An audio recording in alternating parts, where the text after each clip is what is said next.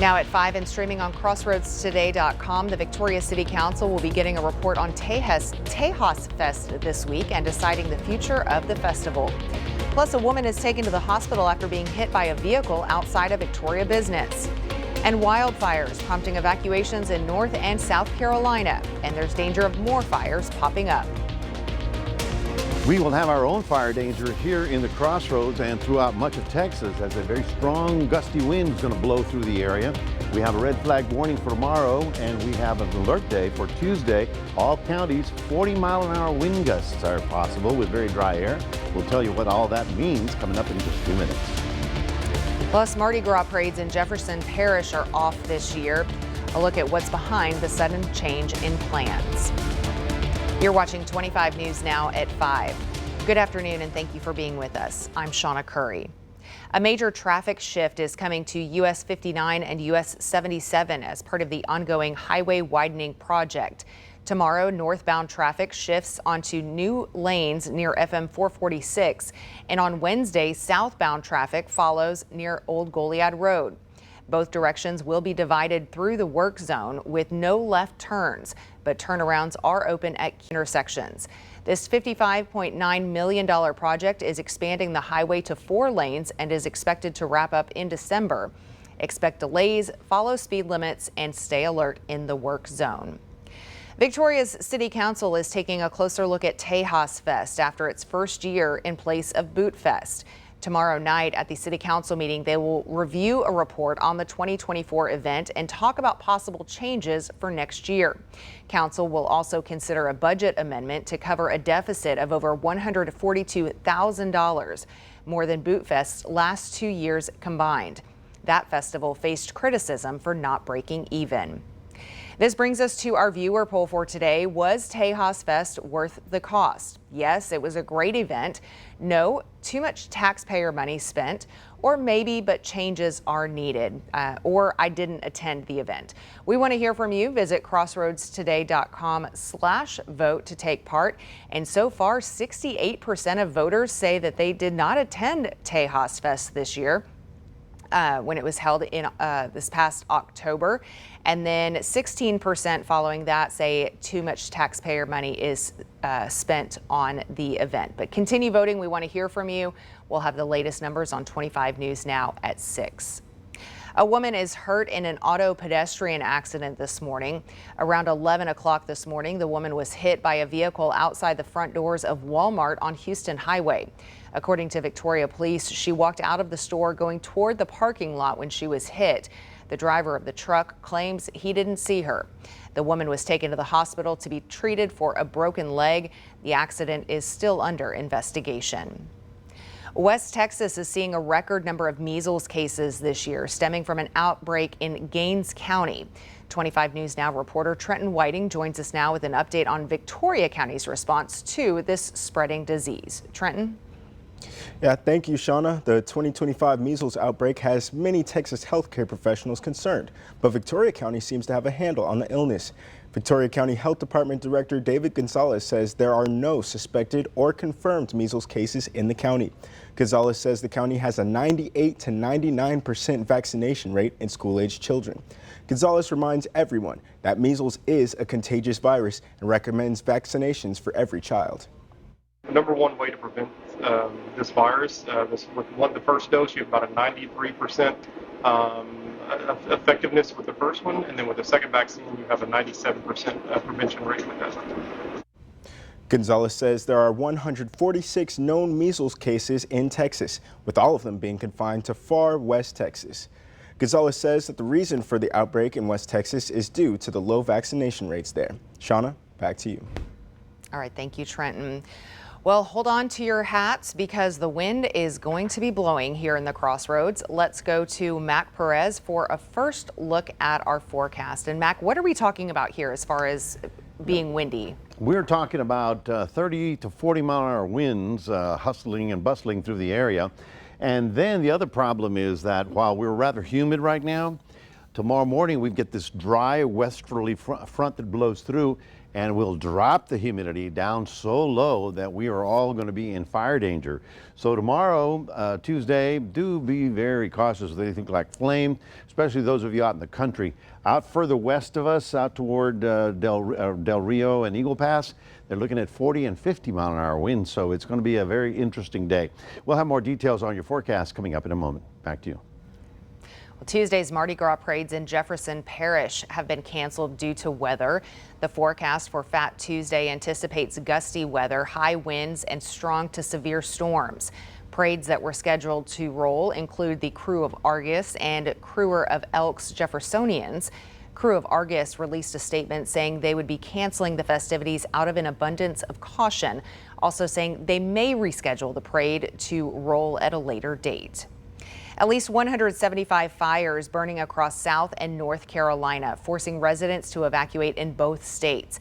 And today, experts say the combination of dry leaves, grass, and other vegetation and low humidity are raising concerns for more dangerous fires in the region. ABC's Rena Roy has the latest. Massive flames engulfing neighborhoods in Myrtle Beach, South Carolina. Firefighters racing to get at least 175 fires under control across the state and in North Carolina. You can see embers flying into the air and plumes of thick smoke. We looked out our kitchen window and you could see the flames as high as the trees. Thousands evacuated in both states, a wall of fire bearing down on homes near the Carolina forest, leaving hundreds of trees charred. Everything burnt to a crisp. Never seen anything like this.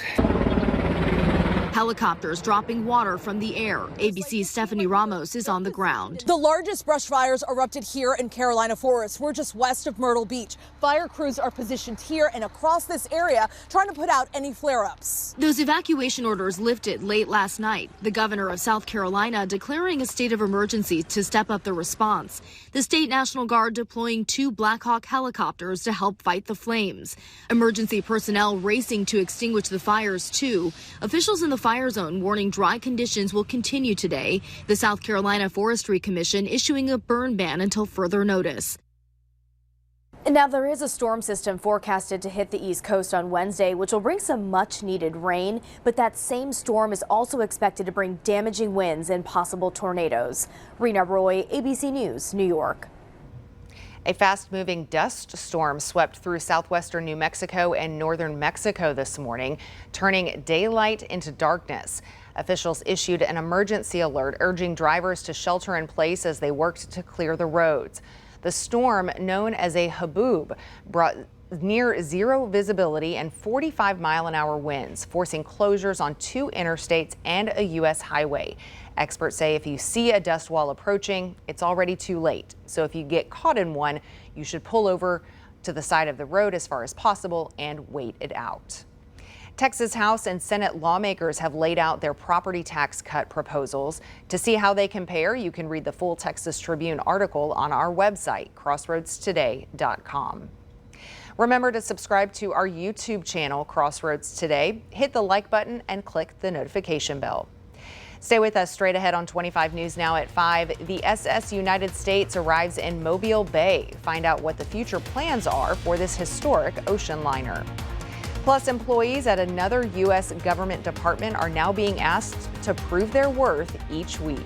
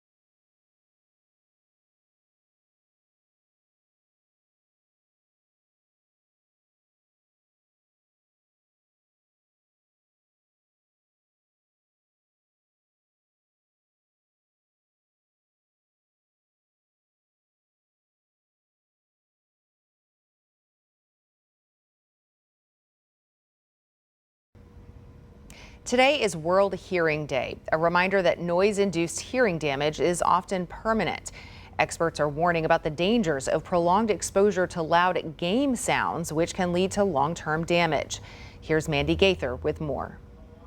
It's a popular pastime that continues to grow. On average, gamers ages 18 to 35 spend about 17 hours every week playing video games in the U.S., according to a 2024 Video Gamer Safe Listening poll. Over half of them are playing at levels that are too loud, and our hearing is something that we take for granted until we lose it. Audiologist Lindsay Creed says gamers now often use earbuds, headphones, or headsets, which can put loud noises close to the ear, and over time, that can cause significant damage. There's often not much we can do to get it back at that point. But Creed says noise-induced hearing loss is preventable. First, turn down the volume. Keeping it to about 50% or less can reduce risk of damage. Next, take listening breaks every hour. Even a few minutes can help your ears recover.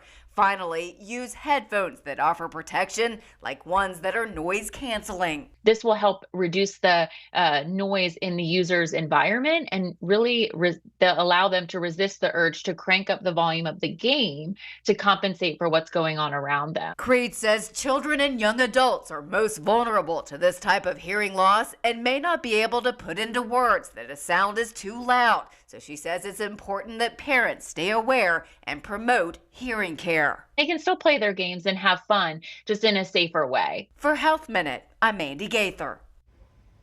Pope Francis is back on a ventilator after suffering 2 episodes of acute respiratory failure today. The Vatican says he's alert and doctors cleared mucus from his lungs. The 88-year-old pontiff was hospitalized on February 14th with double pneumonia, and there's no timeline for his return to Casa Santa Marta. He won't lead the Ash Wednesday service, only the second time in his 12-year papacy. A cardinal will step in instead. President Trump met with top national security advisors today to discuss Ukraine's security, days after a meeting in the Oval Office between Trump and Ukrainian President Zelensky turned into a heated argument. ABC's Christiane Cordero has the details from Washington. After meeting with European leaders, today Ukrainian President Zelensky is back on home turf as Russia's aggression rages on. Zelensky saying ongoing conversations are first steps towards peace and that a final deal about ending the war is very far away. President Trump today slammed those comments, claiming Zelensky's not ready for peace. He said he thinks the war's going to go on for a long time. And he better not be right about that. Zelensky, though not mentioning the president by name, countered with, quote, peace is needed as soon as possible, end quote. Trump cut Zelensky's White House visit short last week after that televised argument in the Oval Office. You don't have the cards right now.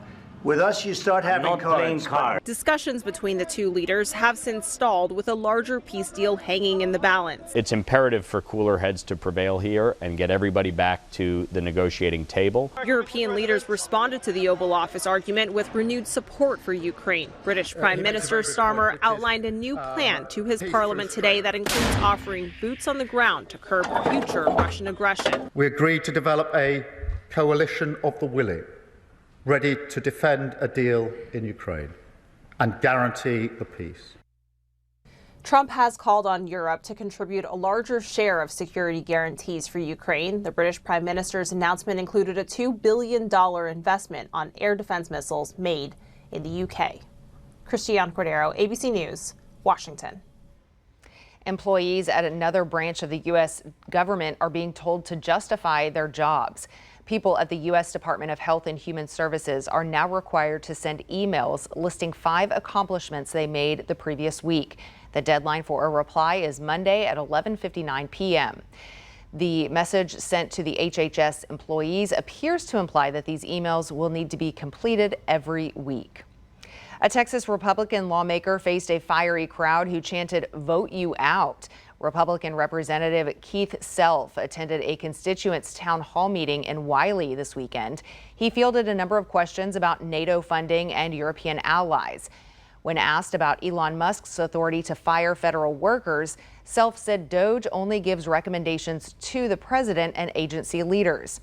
Shortly after giving his answer, the crowd broke into jeers and chants of "Vote you out," ending the meeting.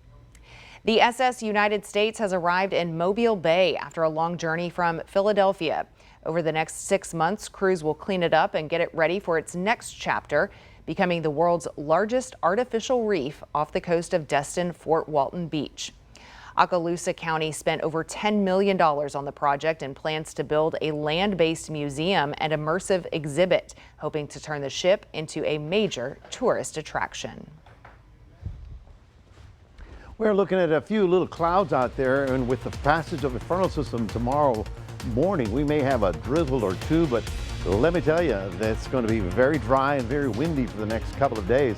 Our winds are already up at 26 miles an hour. We had a gust at almost 30 just a few minutes ago, and tomorrow we could see gusts at about 40 miles an hour around here. 78 was our high today, 63 the low this morning. Temperatures probably staying in the 70s. It's just the wind that's going to be blowing. And we'll talk more about that coming up in just a moment.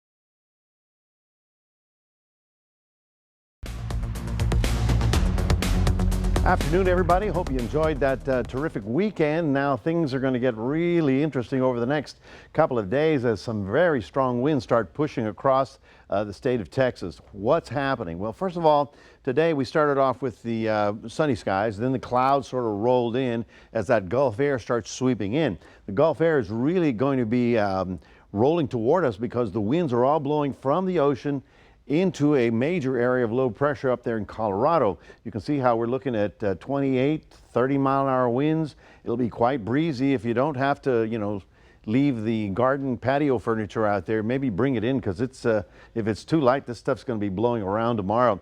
We already have this area, which is a red flag warning. That means there's a high fire danger. So while tonight we have a little bit of humidity as the front blows through in the morning, we're going to be getting a desert-like dryness. Okay, we're talking 10% humidities, kind of like Arizona in our area, and that combined with a high wind of 30, 40 miles an hour could cause a serious problem. Now we have wind advisories here, we have wind advisories there. Pretty much the entire state is under some sort of wind advisory, as you see right about there. Now that includes the crossroads, so we're going to be looking at strong winds through most of tomorrow. We were talking howling winds to 30, 40 miles an hour. Now I look at the drought monitor. This comes out on a weekly basis. Essentially, Victoria County seems to be doing okay, but I don't want to rely on that. You got to look at the bigger picture. Out here from Bexar County all the way out to the west, that's an extreme drought. Now that is, of course, Well, the Guadalupe watershed, the headwaters of so many rivers in the hill country, that if it doesn't rain there, then nothing's going to be coming through here. So let's just say that we got to start praying for a little rain rolling in here. Now, strong winds right about now, they'll be up to 30 miles an hour today. Here's that monster area of low pressure. It is a deep area. So because this is so deep and high pressure out here is a little high, the wind's really rolling up and will be a major problem. This storm center will be rolling across the Central Plains, not really bringing us any cooler weather, but some very dry weather and very dry winds behind it. Overnight tonight, only 69, not exactly cold at all, and we'll be up to about 85 tomorrow. But the front is bringing us a northerly wind, and the temperatures will drop just a little bit over the next couple of days.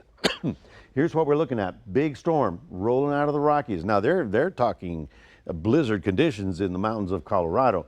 That rolls across, and tomorrow, Tuesday, while it rolls through our area early, then it blows away by afternoon. So we're looking for clear, dry, windy conditions over most of the crossroads right on through after that.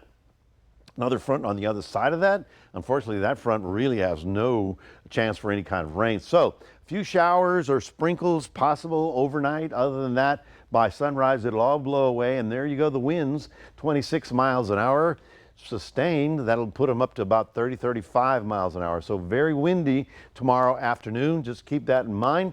And then we're looking for breezy conditions for Wednesday, Thursday, and Friday. Next front on Saturday is a dry one. So that continues, unfortunately, with our dry early touch of spring here. That's your 7-day forecast. Reminding everybody we do have a QR code. Love for you to scan that and put Crossroads Today on your phone. Here's Shauna. Still to come on 25 News Now at 5. New tariffs are set to take effect tonight that could mean higher prices on everything from cars to groceries.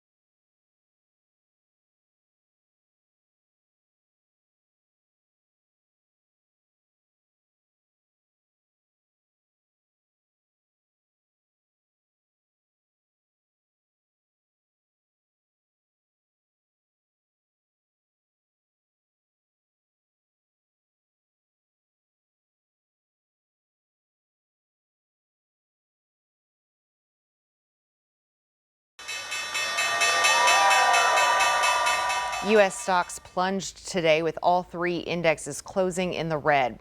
The Dow lost 650 points while the S&P 500 fell over 100 points. Meanwhile, the Nasdaq fell nearly 500 points. And oil is down $1.34 to $68.42 per barrel. The head of Kroger abruptly resigns following an investigation into his personal conduct. The company says Rodney McMullen's behavior did not align with its ethics policies, but was not related to finances or company operations.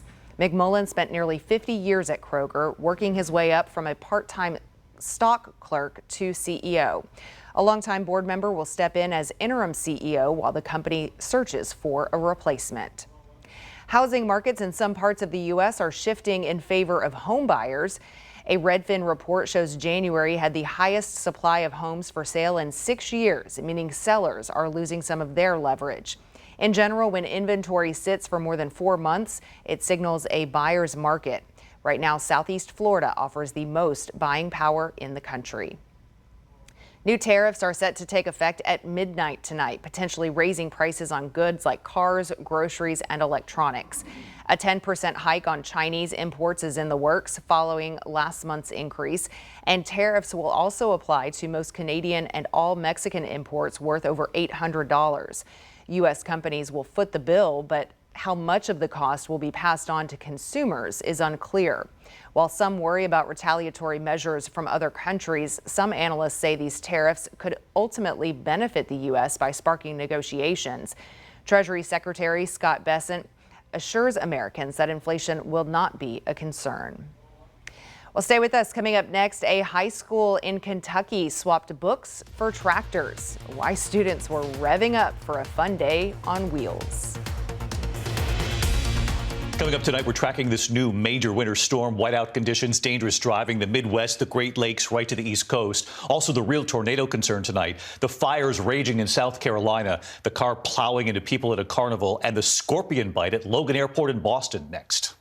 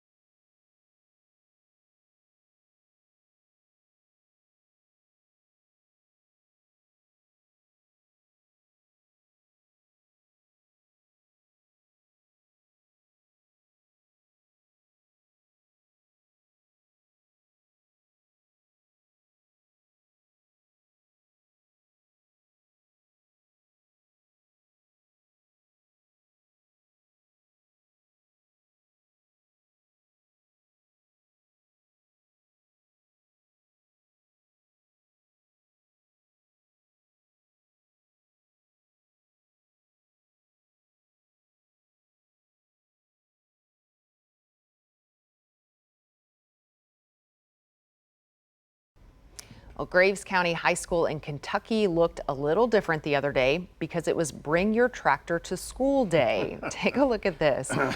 You see some green, you see some red. So students and local farmers rolled in on their massive tractors, keeping a fun annual tradition alive while celebrating agriculture and getting ready for spring. The event was also part of FFA Week, which is a time to highlight agricultural education and its impact on the community.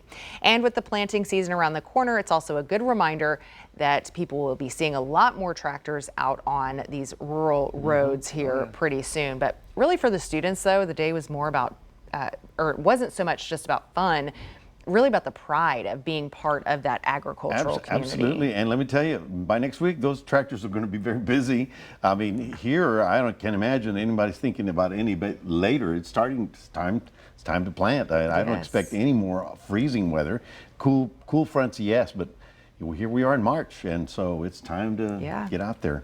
So, folks, the only big problem we have is the winds. Now, tonight, they're going to be in the 30-mile-an-hour range, and we've got cloudy skies. Tomorrow morning, a strong front blows through the area.